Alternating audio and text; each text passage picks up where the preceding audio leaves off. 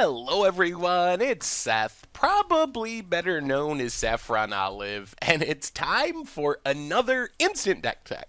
So as you know, Thursday means it's Fishbowl Thursday here in Instant Deck Tech Land, and we have a super special Fishbowl Thursday deck this week. This is our very first deck for Rivals of Ixalan Standard, and this is kind of a unique situation. So this is Infinite Vampires. The original list was sent in by Dr. Fox, so thank you so much, Dr. Fox, for sending in a super sweet combo list. So Dr. Fox sent in this list, then I made a couple changes. There was no sideboard, it was a little rough around the edges, so I made some updates to it.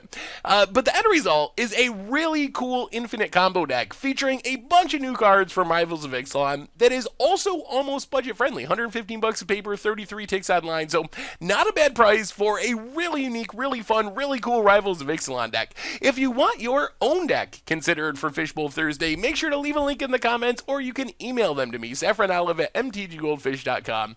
Anyway, let's break down Infinite Vampires combo for Rivals of Ixalan Standard.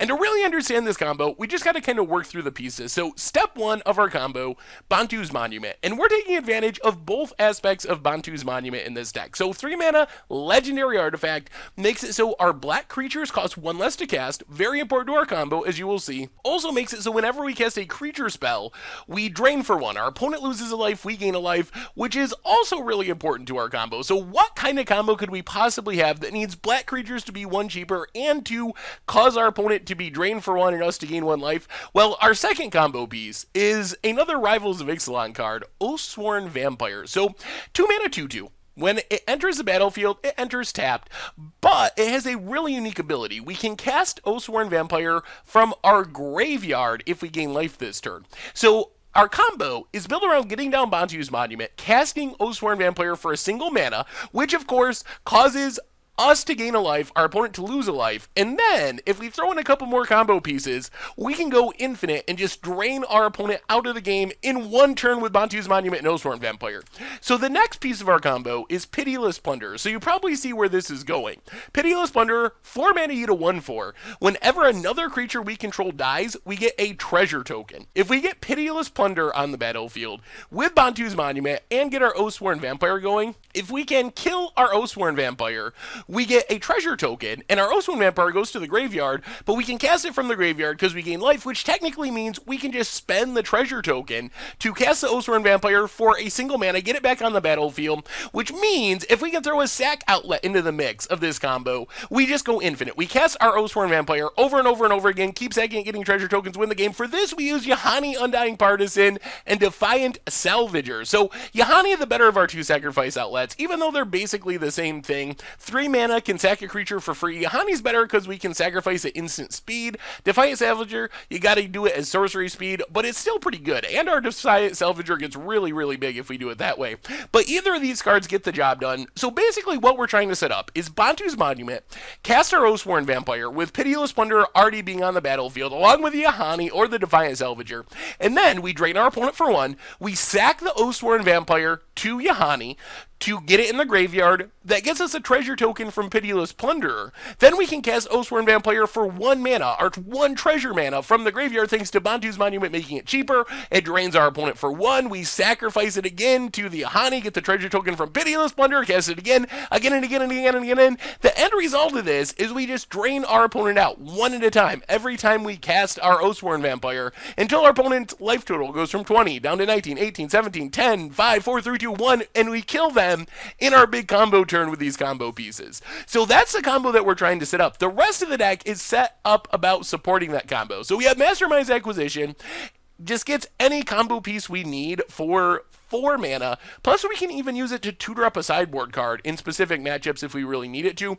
But our main purpose is to have it be a Diabolic Tutor. Just 4 mana, it gets our Bantu's Monument if we need it. It gets our sack outlet if we need it. Whatever piece we're missing, Mastermind's Acquisition can find. Then we have a bunch of more specific tutors. So we only have 1 Pitiless Plunderer in our deck, but Forerunner of the Coalition gives us essentially an extra 2 copies. We can tutor up the Pitiless Plunderer, so it makes 6 copies of Pitiless Plunderer total, and then we have Forerunner of the Legion, which is basically additional copies of both Yahani Undying Partisan and Oathsworn Vampire. So when we cast Forerunner, we get whatever combo piece we're missing. So we have 3 different tutors. They can either get any combo piece or part of our combo, which means we should be pretty consistent at setting up this combo, even though there's a lot of pieces involved. Otherwise, we have Dusk Legion Zealot, which is just a good value 2-drop. It chumps, it doesn't cost us a card, we draw a card when it enters the battlefield, keeps us cycling through our deck to find our combo pieces, and just buying us a little bit of time where we're trying to get everything set up. Then we have for removal 4 Fatal Pushes, 2 Vraska's Contempt. Fatal Push, especially good in this deck since we have so many sack outlets. We can turn on Revolt really easily and kill bigger things. Vraska's Contempt for gods and Hazards and Scarab gods and whatnot. Mana base wise, some dual lands, Evolving Wilds, Field of Ruin to deal with legendary flip lands from our opponent, a bunch of basic lands.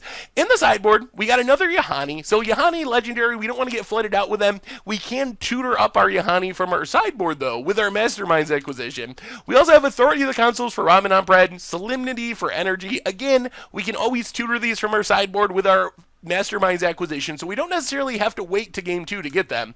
Ixalan's Binding for god removal, Crooked Condemnation for graveyards, Duress and Lost Legacy just to get rid of stuff that can interact with our combo, stop our opponent's combos, and that is Infinite Vampires for Rivals of Ixalan Standard, and that's our instant deck tech for today. So thank you so much for watching. I hope you enjoyed the video, and I will talk to you soon. Thanks for watching the video. If you enjoyed it, help us out by clicking that like button down below.